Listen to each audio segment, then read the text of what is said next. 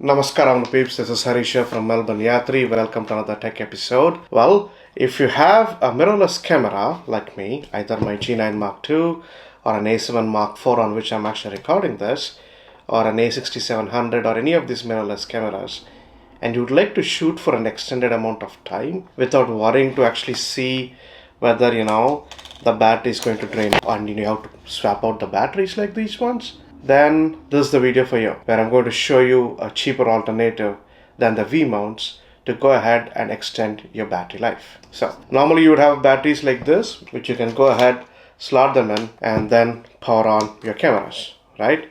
Now you can always buy third-party batteries. So in this case, for my G9 Mark II, I've gone ahead and bought a newer battery, which is the DMW BLK22 battery. Now this can be actually charged just by using USB-C port right on the battery itself. But what if I'm actually in a scenario where I'm actually out on an event, or I've gone to a attraction along with my family, and I need actually continuous power for my camera, and swapping batteries out there could be a little bit of pain. Or you could be one of those professionals or semi-professionals, or you're actually having an event in your home, and being a host, you don't want to keep on going there and swapping batteries of your camera, and you would love to actually concentrate on the event happening in your house.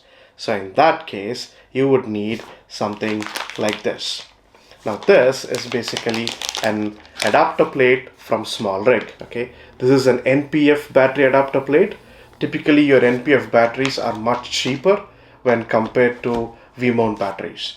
So this is a newer NPF 550 battery. So these batteries can be used to go ahead and actually power a rig like this, like my G9 Mark II or an A7 Mark IV or any of the mirrorless cameras. Now what you'll also need in addition to that is this one. Okay? This is the key for it, because these batteries cannot be mounted inside your camera by default. You will need a dummy battery. Yeah, you can literally search your camera model and dummy battery on Amazon, and you can actually find the equivalent of it. I'm going to paste some affiliate links for different type of dummy batteries for different type of cameras below in the description. If you'd like to support this channel, you can use those links and actually purchase them. There is no additional cost to you, but I would get a small amount of kickback to help grow this channel. At the same time, this is not a sponsored video. It's not sponsored by SmallRig or any of these manufacturers, although I'd love to be sponsored. This is purely paid by my own coin. So this is a dummy battery which basically has an output of a USB-C, and on this end it looks very similar to another BLK22 batteries. It's the same way, same pins, but it has no battery inside it.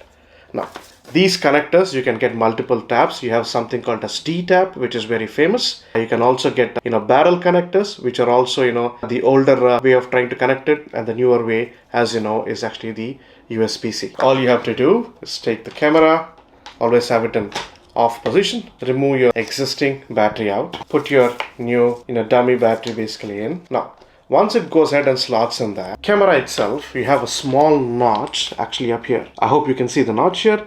So you got to just loop the cable through that notch, and that's it. See, I'm just looping the cable through the notch, and then the battery door will actually close. Now remember, whenever you're using an external power supply like this, your camera ceiling is no more valid, because you do actually have an opening below, and then obviously you can have dust, mist, water, anything actually get through that bottom hole. So if you are in a situation where your camera has to be 100% sealed, then you better use internal batteries.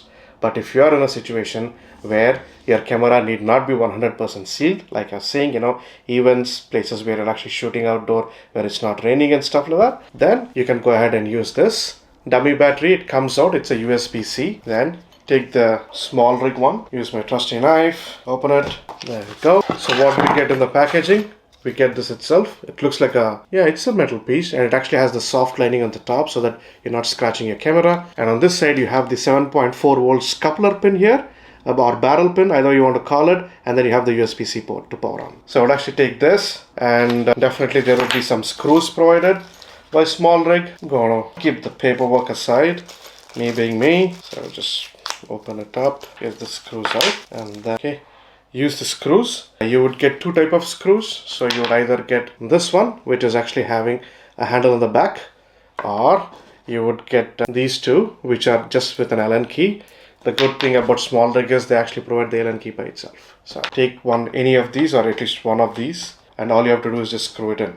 I'm going to use the screw which is actually having the handle on the top, so it's easier for me to put on and put off. And then, okay, all I have to do is just, keep rotating the screw so that it actually goes through the notches. Once it's through the adapter, then I can just mount it on the top.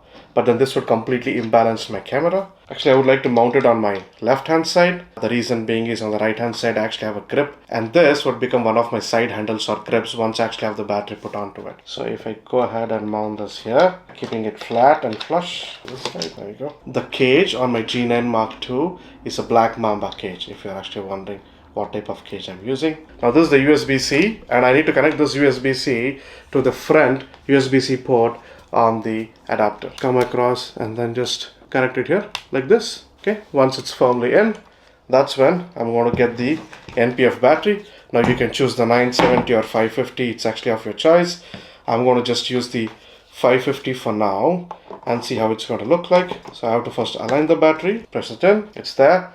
So you can actually see a light glowing here saying that it's going a battery out. And on this side, if you can see the red bar, I press on it, then you can see the number of battery status. So this particular battery is fully charged, my 550, and it's also showing me blue light on this side. That means it is actually providing power to the camera, and all I need to do is then switch it on, and that's it, my camera is on. Now I can keep shooting this particular camera till the memory in the camera is actually done. So this, in my opinion, is much simpler and cheaper setup when compared to a V-mount battery and a V-mount setup, because V-mount battery starts from $150, whereas you can get one of these 550s for what, roughly around $40-50, if I'm not wrong. You can check out the affiliated links that I've actually posted below to see that. You won't have a lot of juice. You can use something like this 970. I am going to run a couple of experiments on this to see how long my G9 Mark II will be on, A, without getting overheated, and B, trying to record using a 970 and just recording on 4K 25p. Now, as I've rigged this G9 Mark II, if you have any questions or comments, please do paste it below.